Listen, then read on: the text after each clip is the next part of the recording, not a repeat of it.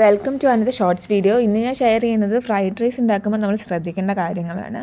Recipe ഇൻഗ്രീഡിയൻസും ഒക്കെ ഞാനിവിടെ ഷെയർ ചെയ്യുന്നുണ്ട്, ഇവിടെ എഴുതി കാണിക്കുന്നുണ്ട്. ഇനി നമ്മൾ ഫസ്റ്റായിട്ട് ശ്രദ്ധിക്കേണ്ടത് നമ്മൾ റൈസിൻ്റെ സെലക്ഷനാണ്. നമ്മൾ എപ്പോഴും ഫ്രൈഡ് റൈസ് ഉണ്ടാക്കാനായിട്ട് മീഡിയം സൈസ് ഗ്രെയിൻസ് എടുക്കാൻ ശ്രദ്ധിക്കുക. ലോങ് ഗ്രേഡ്സ് മാക്സിമം ഉപയോഗിക്കാതിരിക്കുക. നെക്സ്റ്റ് നമ്മൾ അരിയുടെ വേവിച്ച് വെക്കുന്നതാണ്. അതായത് ഇപ്പോൾ നമ്മൾ വൈകുന്നേരത്താണ് ഉണ്ടാക്കുന്നതെങ്കിൽ രാവിലെ നമ്മൾ അരി വേവിച്ച് വെക്കുക. ഇപ്പോൾ രാവിലെയാണ് ഉണ്ടാക്കുന്നതെങ്കിൽ തലേദിവസം വേവിച്ച് വെക്കാൻ ശ്രദ്ധിക്കുക. കാരണം ഈ വെള്ളത്തിൻ്റെ അംശം ഇത് അരി കുഴഞ്ഞു പോകാതിരിക്കാനുള്ള ചാൻസ് കൂടുതലാണ്. അപ്പം നമ്മൾ അരി നേരത്തെ വേവിച്ച് വെക്കാൻ ശ്രദ്ധിക്കുക. പിന്നീട് ഈ ഫ്രൈഡ് റൈസ് ഒരു ഫാസ്റ്റായിട്ട് നമ്മൾ കുക്ക് ചെയ്യുന്നതായതുകൊണ്ട് എപ്പോഴും നമ്മുടെ വെജിറ്റബിൾസും എല്ലാം നമ്മൾ കട്ട് ചെയ്ത് റെഡിയാക്കി വെക്കുക. അത് നമുക്ക് ഒരുപാട് ഹെൽപ്ഫുള്ളായിരിക്കും ഇത് കുക്ക് ചെയ്യുമ്പോൾ.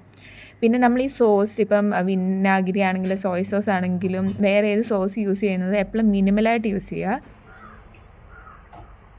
ഇതുപോലെ നിങ്ങളെല്ലാവരും ഫ്രൈഡ് റൈസ് ഉണ്ടാക്കി നോക്കുക. വീഡിയോ എല്ലാവർക്കും ഇഷ്ടപ്പെട്ടെന്ന് വിചാരിക്കുന്നു. താങ്ക്